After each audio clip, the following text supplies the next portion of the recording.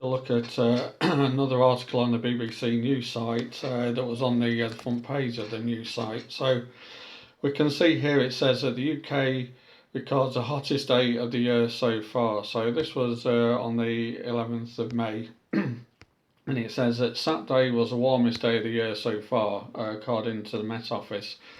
Now, this really comes across as, a kind of totally pointless, stating the bleeding obvious kind of news item, because there's going to be at least several times during the year when we hit the hottest day of the year, and likewise we get the coldest day of the year. So I've no idea why this was even on there. I mean, it's kind of nothing news really. I mean, it doesn't really tell you anything particularly important about the world.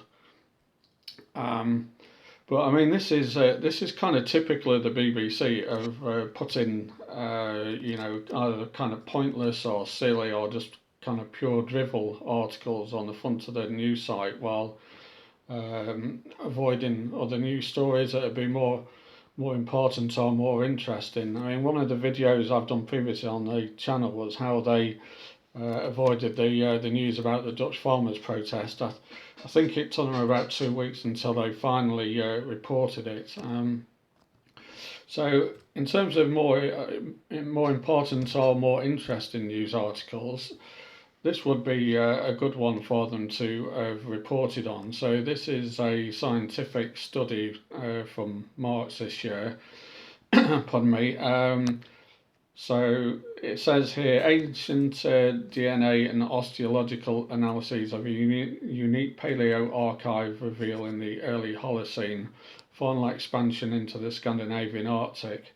I'm not going to go through the main part of the article. I mean, obviously, some of it's kind of beyond my pay grade in terms of understanding, but if you look at the abstract, essentially what they're saying is that during the Holocene period, several thousand years ago, there was evidence of animals and other fauna above the Arctic Circle where it's actually a lot warmer. So to me, something like this would be far more interesting than telling us it's the hottest day of the year. Because certainly the BBC does like to report on scientific stories. So I don't know whether it's not whether it's just that they're not aware of this article, or whether for some reason they don't feel that it's newsworthy. Um, but if we look at this other recent article, this is another example of what I mean by kind of silly or drivel articles on the BBC. So this was another one that was on the front page, and it says that some friends have mistook the Premier Inn for Northern Lights. So you can see there from the picture, there's obviously a glow from a Premier Inn. I mean, it's just absolute nonsense, this kind of thing. But what I have noticed with the BBC news sites over recent years is it does seem to have become increasingly kind of about social engineering.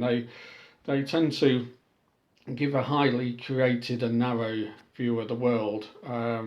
They ignore stories that I would consider particularly interesting or newsworthy, but put all sorts of nonsense on the front page of the BBC news site like this. So, I mean, obviously they do report real news items, but I kind of tend to take the BBC with a little bit of a pinch of salt these days. And if you want to really understand what's going on around the world, you need to use a wide variety of sources.